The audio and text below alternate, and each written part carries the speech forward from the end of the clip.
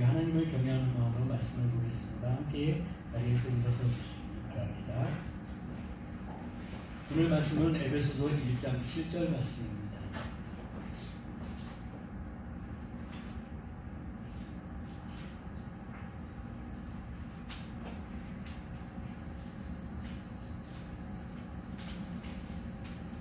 다 찾으셨으면 우리 한 목소리로 두 번 연속 읽겠습니다. 시작.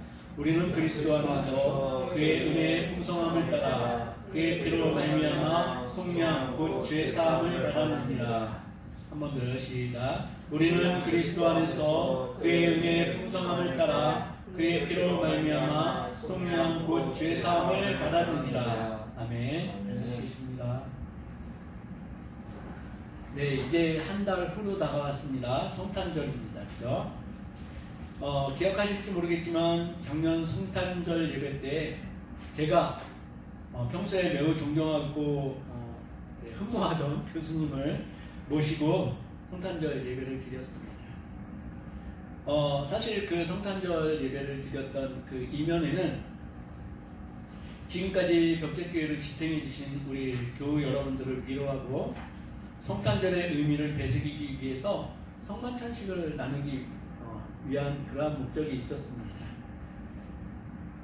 그런데 그날 오셔서 말씀을 전해 주셨던 그 교수님이 지금 우리들이 갖고 있는 성탄절에 대한 이미지 아니면은 그 개념과 완전히 다른 말씀을 해주셨습니다. 그건 무슨 말씀이었습니까? 성탄절은 온 인류의 죄를 구속하기 위해 하나님이신 그분이 직접 죽으시려는 의도를 가지고 이 세상에 온 날이라는 것을 기억하자는 말씀이었습니다. 아주 슬프고도 진중하게 받아들여야 하는 날이라는 것이죠. 저도 이것과 비슷한 체험을 성탄절 때 했었습니다. 대학생 시절 때 예전에는 다 아시듯이 성탄절 이브다 그러면 새벽송을 들었잖아요. 그죠? 가서 고요한 밤 거룩한 밤도 하고 다 했습니다. 이거를 저는 이제 고등학교 때부터 했던 것 같아요. 대학생 때까지니까 꽤 오랜 기간을 했습니다. 그리고 이제 돌아오면은 녹초가 되죠. 이제 잠이 스물스물 옵니다. 그러니까 이제 24일 날 그걸 했고 25일 날 기념 예배를 또 해야 되니까 교회에서 이제 보통 기다리고 그럼 잠이 슬슬 오죠.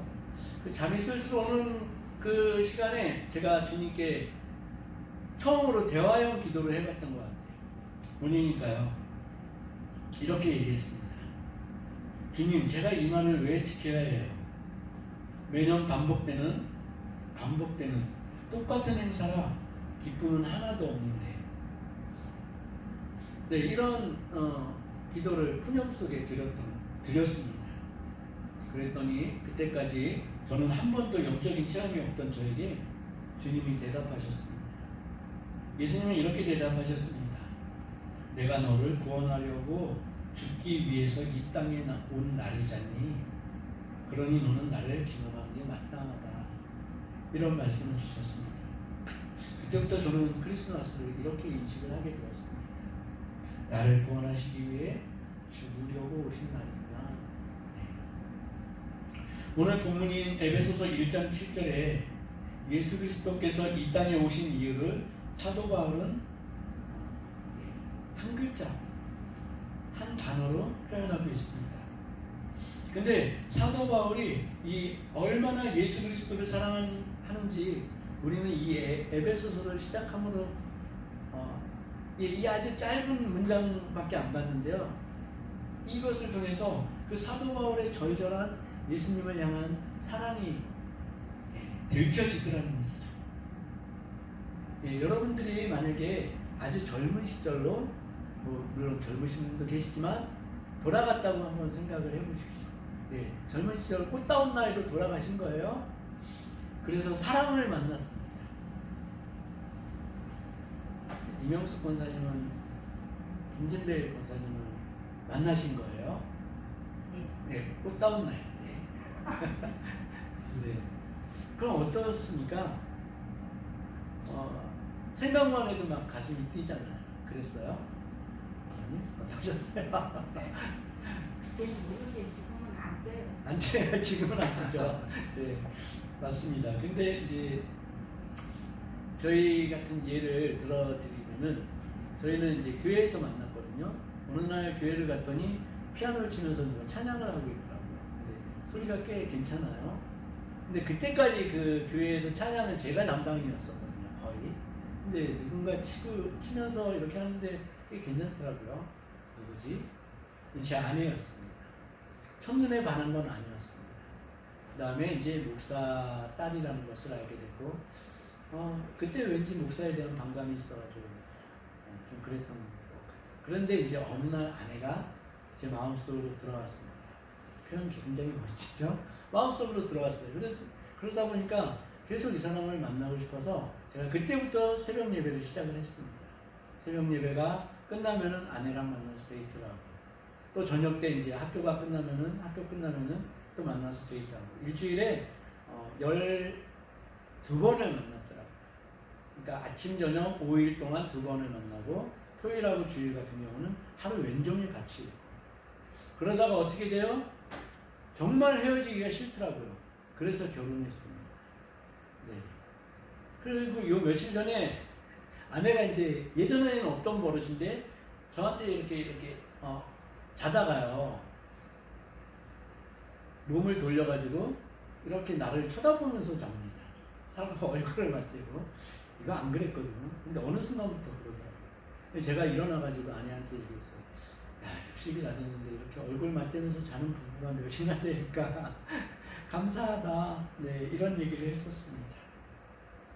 근데 오늘 에베소서를 읽어가면서 제가 느끼는 감정은, 사도 바울은요, 저희들의 이 감정의 상태보다 훨씬 뛰어넘었던 것을 보게 됩니다. 지금까지 보아온 에베소서를 한번 보십시오. 1절부터 한번 보시기를 바랍니다. 사도 바울은 예수 그리스도의 이름을 그 입에서 놓을 생각이 전혀 없습니다. 뭐라고 하니까 1절에 그리스도 예수의 사도된 바울, 그리고 그리스도 예수 안에 있는 신실한 자들, 그리스도 예수가 중요합니다. 2절에 주 예수 그리스도로부터, 3절은 우리 주 예수 그리스도의 아버지께서, 또 그리스도 안에서, 4절 창세전에 그리스도 안에서, 5절 우리를 예정하사 예수 그리스도로 말미암아, 6절 그가 사랑하시는 자 안에서, 7절 우리는 그리스도 안에서. 사도 바울의 마음에는 온통 예수 그리스도로 가득 차 있는 것을 보게 됩니다. 저는 이런 사도 바울이 정말 이해하기 힘들었습니다. 어쩌면 한결같이 이런 태도를 보일까요? 누군가에게 보여주기 위한 것이 아니라 정말 예수를 충심으로 진심으로 사랑하고 있는 그 마음이 보여지지 않습니까? 이럴 때 저는 사도 바울이 심지가 정말 견고한 사람이구나, 흔들림이 없는 사람이구나, 이런 생각을 하게 됐습니다. 어떻게 생각이 들었냐니까요, 하나님이 다함이 없는 사람을 예수 그리스도 통해서 이 땅 위에 부어주셨습니다. 그게 마치 사도 바울에게서 완성된 모습인 것 같다라는 생각이 들었어요. 그래서 이 사도 바울은 이 사랑을 잘 가꿔가지고 다시 하나님께 받으실 만한 향기로운 제물로, 믿음으로, 사랑으로 그렇게 올려드린 사람이다, 이런 생각이 들었습니다. 그랬더니 구약의 이사야 26장 3절에 이런 표현이 눈에 들어옵니다. 주께서 심지가 견고한 자를 평강하고 평강하도록 지키시리니 이는 그가 주를 신뢰함이니이다. 우리 은혜와 평강에 대해서 들었습니다. 그죠? 하나님의 가장 고요한 상태, 그것을 우리가 누려야 되는 것이 평강이다, 이렇게 말씀을 드렸습니다. 하나님을 신뢰하는 자, 그것은 심지가 견고한 자인데요, 이 사람이 누리는 것은 세상에 어떤 질고와 환란이 닥쳐도 평강하다 라고 말할 수 있는 그러한 믿음의 상태, 신뢰의 상태를 얘기하고 있습니다. 하나님 앞에서 마음 변함없이 끝까지 사랑하고 사랑한 사도 바울의 믿음과 사랑함이 저와 여기 계신 성도 여러분 모두가 함께 누리시는 그러한 믿음이 되어지시기를 주님의 이름으로 축복합니다. 그럼 사도 바울은 무엇을 보았고 대체 무엇을 깨달았기에 이런 사랑의 고백을 하고 있는 것일까요? 그가 처음에 깨달은 것은요, 나는 원래 하나님 앞에 죽어야 할 진노의 자식이었구나, 이런 죄를 깨달았습니다. 그는 이제 예수라는 청년의 그 이름으로 모여지는 무리들을 핍박하는, 이상한 사람들을 잡아들여 옥에 가두는 그 역할에 열심이었습니다. 결국은 스데반을 돌로 쳐 죽이는 그러한 현장에서 사도 바울은 그저 자기가 관원인데 살인하는 사람들을 말릴 생각이 없었습니다.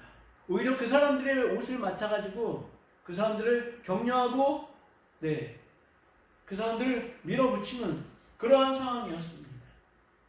그러던 그가 성령님을 만나 예수님이 자신을 위해 피 흘렸음을 알게 되었고, 그래서 회개하였고, 이제 예수님을 핍박하던 자리에서 완전히 돌아서게 되었습니다.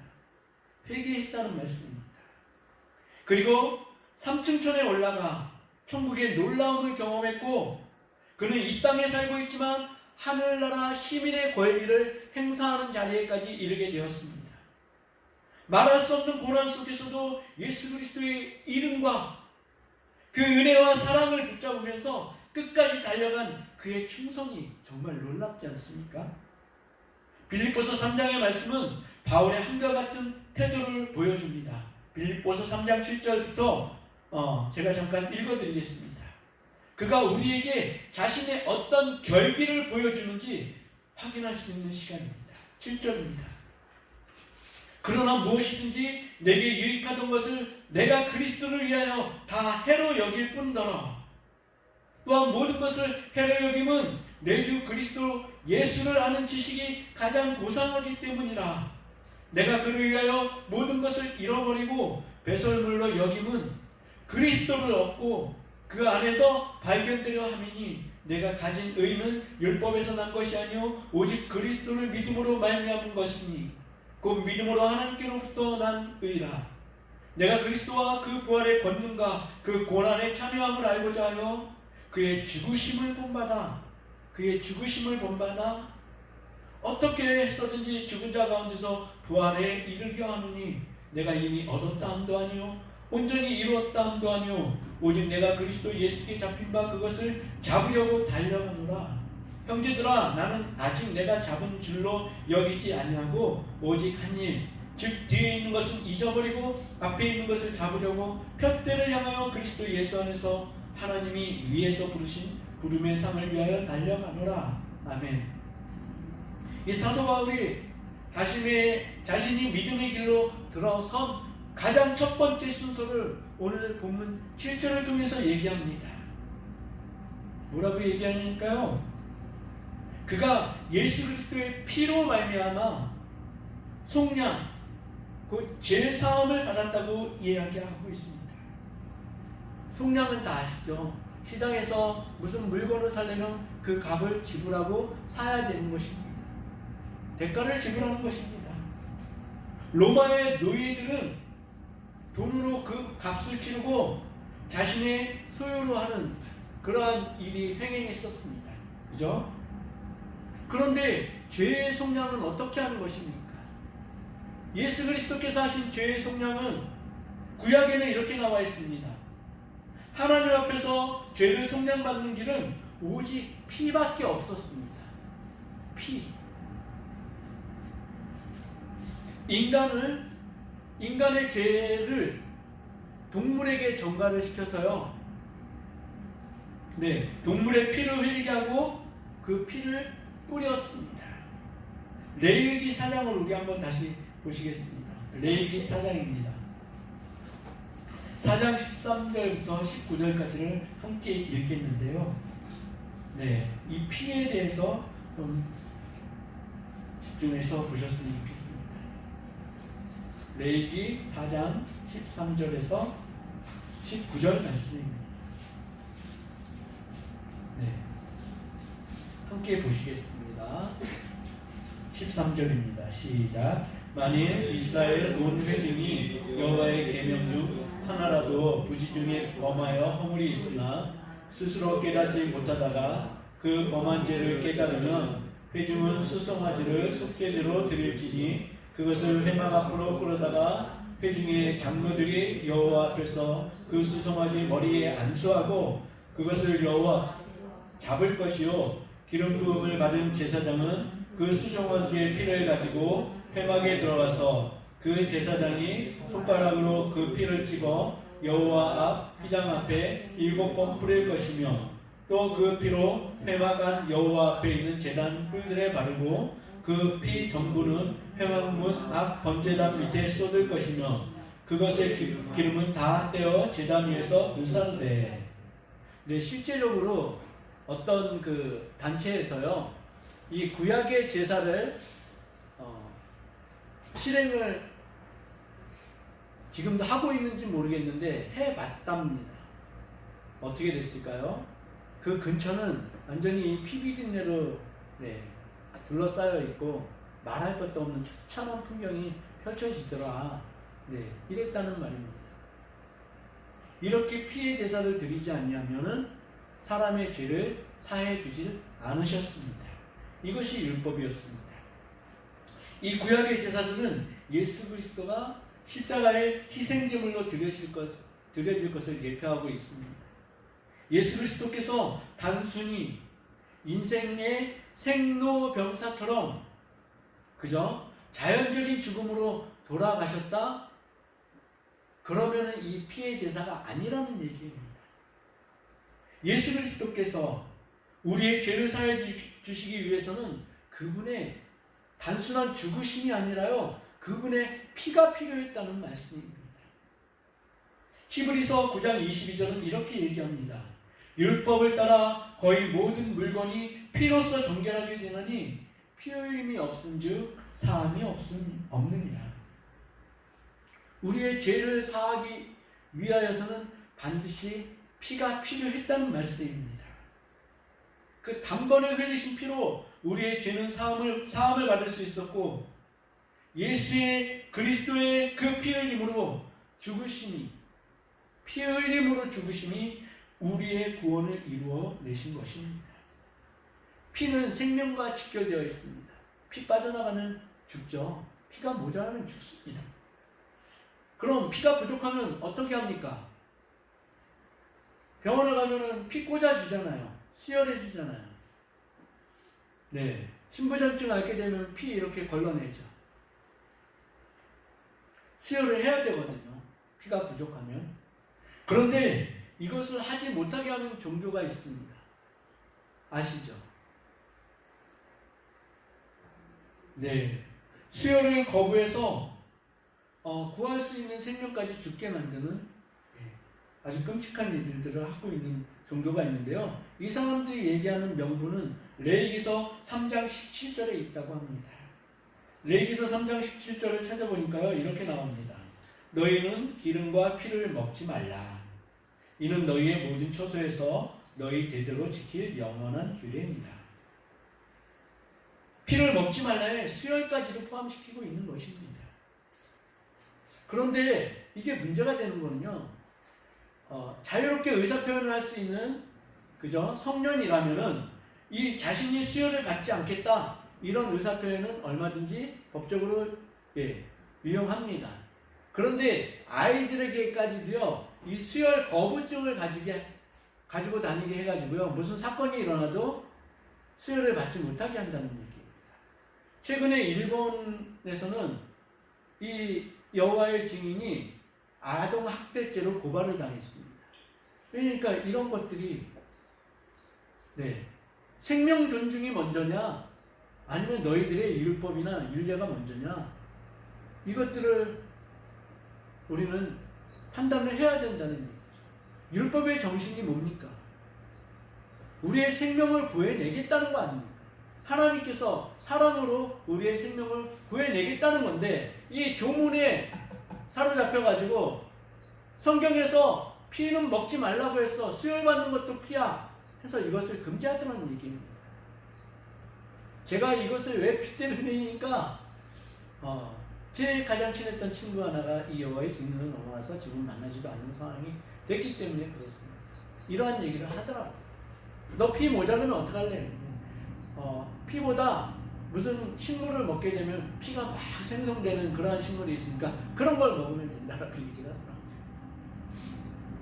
네, 그랬습니다. 저는 이것을 보고요, 하나님의 말씀을 오도하고 변형해서 자신들의 입맛대로 믿는다고 하는 이러한 사람들은요, 사탄이요 마귀에 지나지 않는다라고 분명하게 얘기를 합니다.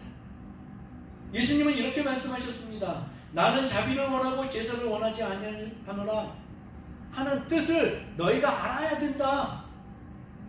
그리고 주님은 사랑이 율법의 완성이라고 말씀하셨습니다. 예수께서 제자들과 마지막 만찬을 하셨을 때입니다. 그들이 먹을 때 예수께서 떡을 가지고 축복하시고 떼어서 제자들에게 주시며 이르시되 받아서 먹어라. 이것은 내 몸이니라. 예수님의 몸은 어떻게 먹겠어요? 그죠? 하시고 또 잔을 가지사 감사하기도 하시고 그들에게 주시며 이르시되 너희가 다 이것을 마시라. 이것은 죄사함을 얻게 하려고 많은 사람을 위하여 흘리는 바 나의 피, 곧 언약의 피니라. 예수님의 피는 어떻게 먹겠어요? 문자적으로 보면 예수의 피를 마시라고 하지만, 그죠? 예수님은 또 마시라 하잖아요. 근데 천주교에서는 이것을 갖다가 또 호도합니다. 뭐라고 호도하니까요, 성만찬식을 할 때 화채설이라고 해가지고요, 이 마시는 그 빵 조각 있지 않습니까? 얘는 예수의 몸으로 변한다고 하고, 마시는 포도주, 얘는 예수의 피로 변한다 라고 이렇게 뜻을 부여하고 있습니다. 우리 개신교에서는 뭐라고 하니까요, 기념설이다. 성만찬을 통해서 예수 그리스도를 기념하는 것이지 그의 피를, 그의 육체를 먹고 마시는 게 아니다.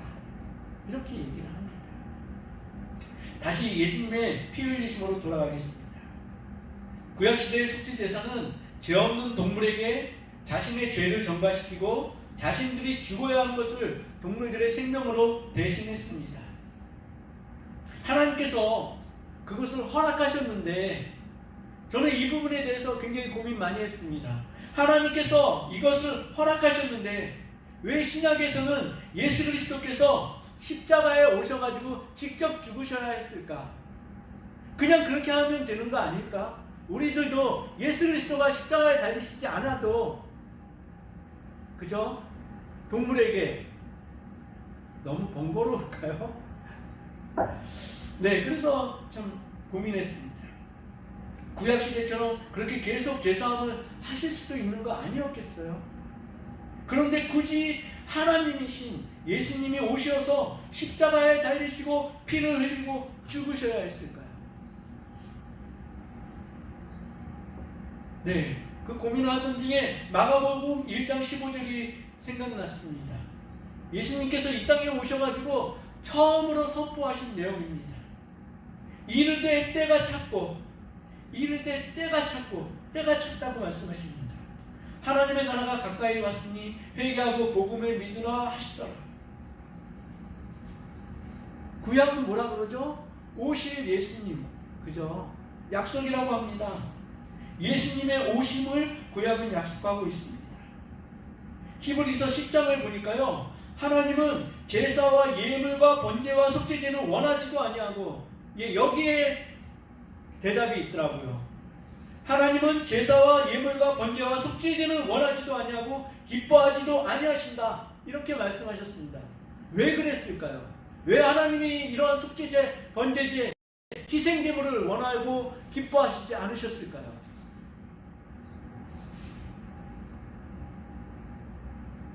네, 하나님은 우리의 마음을 받으시기를 원하셨습니다. 마음을 받으시기를 원하시는데 그저 동물에게 자기의 죄를 전가시켜서 동물을 죽이면 자기의 죄가 사함을 받았다, 하나님의 진노하심에서 놓여놨다, 이런 의미를 부여하기 때문에 거기에는 형식만 있었지 진정으로 자기의 죄를 사함받고자 하는 그러한 의지, 진심이 없었다는 얘기죠.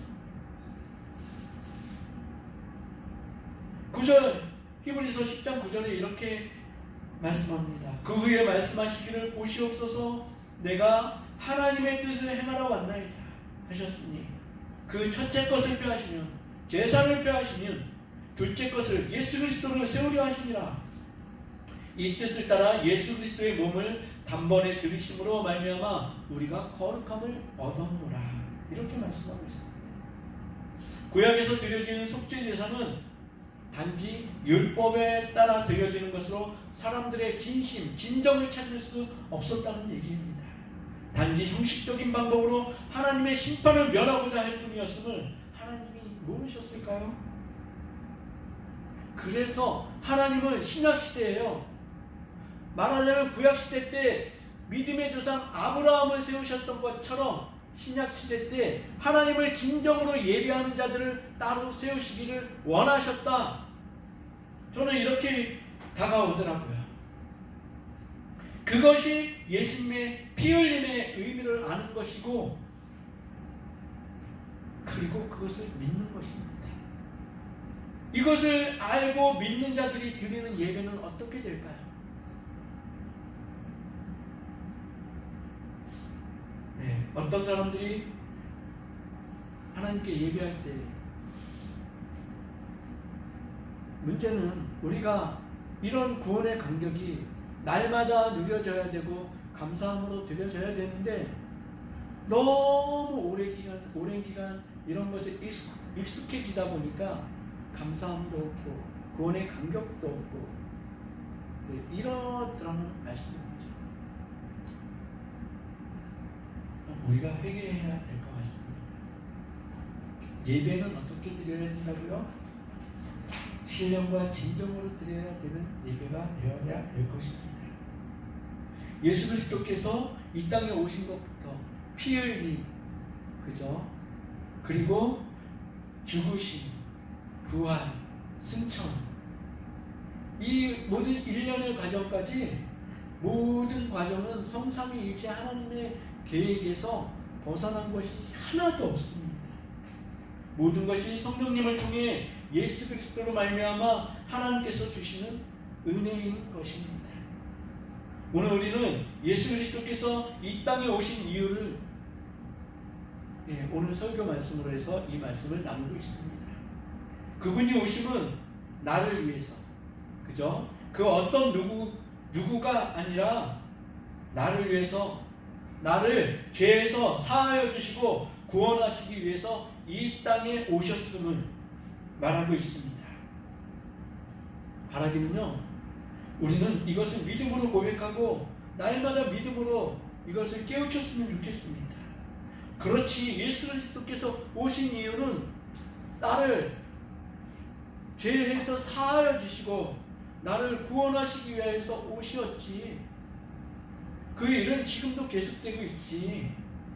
네, 이것을 날마다 되뇌이시며 우리가 정말 마음으로 믿어지고 고백되어지는 그런 저와 여러분들이 되시길 주님의 이름으로 축복합니다.